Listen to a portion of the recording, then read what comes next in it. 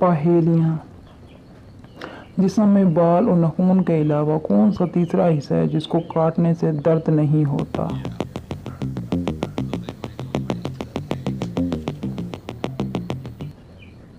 मुर्दा खाल, जो अक्सर सर्दियों में होती है।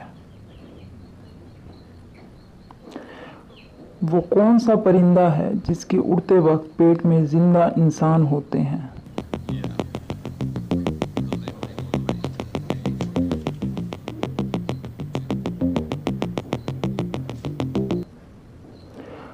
हवाई जहाज।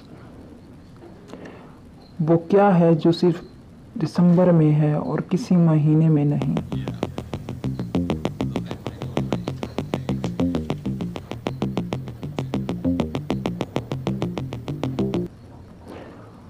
हर्फ दाल। दुनिया में कितने वॉशरूम हैं?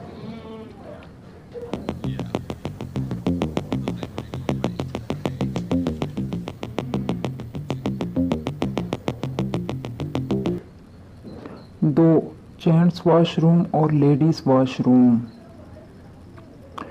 किस जानदार की टांगें काट दें तो वो दोबारा निकल आती हैं?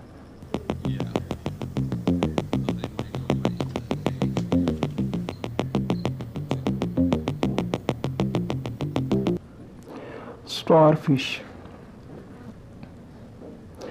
वो कौन है जिसके पास कभी तो दर्जनों लिबास होते हैं, कभी एक नहीं?